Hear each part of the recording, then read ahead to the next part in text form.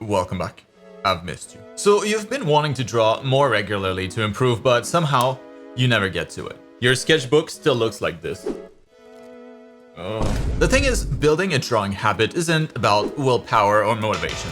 That never works long term. No. Instead, habits are built when you repeat a certain action over time consistently. This makes your brain create neural pathways that make the behavior increasingly automatic, requiring less effort over time. It just kind of becomes part of your daily routine, like brushing your teeth. You do that, right? So today I'm gonna show you the best science-based method or system to build an unbreakable habit with just 2 minutes a day. First, we need to understand how habits actually work in the brain. Every habit follows a 3-stage neurological pattern called the habit loop. You start with the cue, then the routine, and the reward. So the cue is the environmental trigger that initiates the behavior. And we'll look at all of these in details. I'm just laying out the plan here. The routine is the action that your brain executes when it detects the cue, like the actual behavior, which in our case is drawing. And then the reward is the benefit that your brain receives that reinforces the loop. And research shows that it can take as little as 18 days to build a habit, or more, depending on the complexity of the habit or the person. But basically, the simpler the behavior, the more easily it becomes automatic. So yeah, let's get started. And throughout the video, I'll mention like different studies and research, and I'll have all of those linked below in case you're interested in checking them out. So the first actual step is to start ridiculously small. Begin with just 2 minutes of drawing daily. I know that sounds almost insultingly small, like what can you even do with 2 minutes? But you gotta start small before you go big. And this works because your brain has something researchers call a resistance to change. It's this evolutionary feature that basically kept our ancestors safe or alive by making them cautious of new behaviors. So your brain will resist big changes, but will accept tiny ones. So when you say, I'll draw for 2 minutes, your brain just thinks, well, that's not threatening. I can handle that. But when you say to yourself, like, I'll draw for 2 hours, your brain activates resistance mechanisms. It's basically actively working against you. And success breeds success in what researchers call self-efficacy. So each time you succeed at your 2-minute goal, you build a tiny bit of confidence that helps you keep up the habit. And this sort of creates this upward spiral where success makes future success more likely. So once drawing for 2 minutes starts to feel automatic, you'll be able to increase the duration, but we'll look at that a little bit later in the plan. Just understand that if your goal is too big, like drawing for an hour a day, you're setting up yourself for failure just because of how your brain psychology works. Some people might still be able to do it, mind you, but for the average person, it's incredibly harder.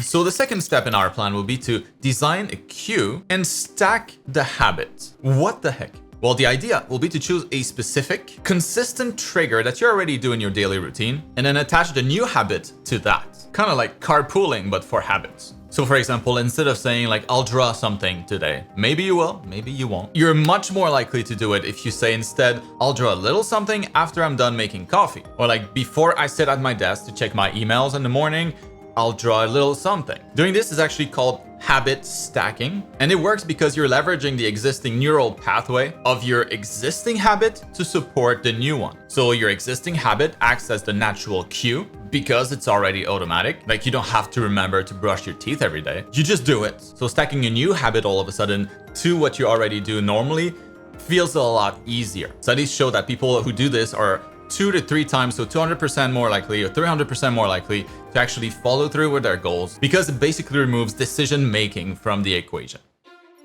So step 3 now is all about removing barriers and making it obvious. So what I mean by that is leaving your drawing material next to where you'll encounter your cue. So like the example I was giving before, if your cue is after morning coffee, I'm gonna draw, well, put your sketch pad next to your coffee maker. Because this is something researchers call environmental design. Your environment shapes your behavior way more than you would think. For example, in one study, people who left fruit on their kitchen counter just ate more fruit, while those who left it in the fridge ate less. Same fruit, just different location, leading to different behavior. Environmental design works because it reduces what researchers call the activation energy, like the amount of mental effort it takes to start a behavior. So the lower the activation energy is, the more likely you are to do it. And to make all of this even more powerful, it helps to have planned for when things don't go right. So to plan ahead in case something gets in the way. So let's say you're about to draw, but you're running late in the morning or something like that. You could say, well, if I'm running late, instead of drawing for 2 minutes, I'll just draw a basic shape. And maybe it seems like that wouldn't do much, but the idea is to never break the chain of consistency, even if some days are smaller than the others. A tiny success is infinitely better than a failure.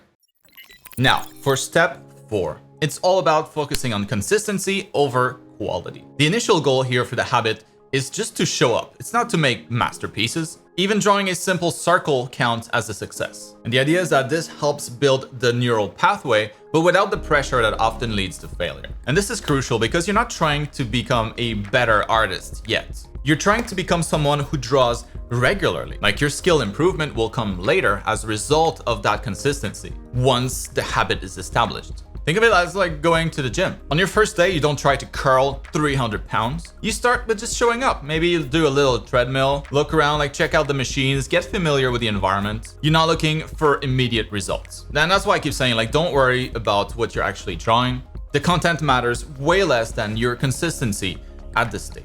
And really quickly, before we check out the last stages of the system, I just wanted to mention the sponsor of this video, me. If you're a long-term subscriber of the channel, you know all about this already, but if you're new here, I built this massive art program teaching everything you could possibly need to go from complete beginner to actual working professional artists. And your timing couldn't be any better because Art School for Digital Artists is still on sale for a couple more days. Check it out with the link down in the video description to know exactly when the sale ends, and maybe join the other 29,000 registered students already enrolled in the program. You get an insane value for the price. It's my proudest achievement. Years in the making, and I don't want you to miss out on this huge discount. Thanks for checking it out. I know you'll be happy you did. All right, so far to build an unbreakable habit, we've seen that you need to start ridiculously small, just 2 minutes, then choose a cue and stack the habit with an existing habit of yours, then make it obvious and remove all barriers to get to it, and focus on consistency over quality. So the next step 5 will be to create mini rewards and track your progress. Your brain needs immediate feedback to want to repeat a certain action or a behavior. And this is based on the neurotransmitter dopamine, which doesn't just make you feel good, it makes you want to repeat whatever caused that good feeling. So what's worked for me is to use like a simple calendar, like the tasks that I'm gonna do every day, and then physically like cross them out once I'm done with them, each time that I complete a task. And then I have a sweet tooth, so I reward myself with a little candy or chocolate. And what this does really is just to provide visual proof of my consistency, and it helps reinforce the habit. Like, some people prefer digital apps to track their progress, like on their phone. Others, like me, will prefer like physical notepads or calendars. Just choose a system that you will actually use. Like all of this stuff, I really don't need to write it down. I know what I need to do, but seeing that chain of X's on each day, it just becomes its own motivation to like not break the streak. Many people will make the mistake of waiting for long-term rewards, like, I want to get good at drawing. But your brain needs immediate feedback. Long-term improvement will happen, but the daily reward is what will keep you coming back. Now, step 6 of the system, and there's only one more after this, we're almost done. Step 6 is more of a psychological one. It's to focus on your identity. So instead of thinking like, I want to draw daily, which might seem fine to most people, the trick is to instead think of yourself, I'm someone who draws. And this identity-based approach is more sustainable because it aligns your actions with your self-concept. And this idea comes from behavioral research, where it's shown that every action is a vote for like the type of person you want to become. So each time you draw, you're casting a vote, in a sense, for I am an artist. And identity change works both ways. As you change your identity, your behavior changes to match it. So every time you draw, you're reinforcing that identity. You're not trying to become an artist, you already are one. And artists draw regularly. This subtle shift in thinking is really powerful when it comes to long-term motivation.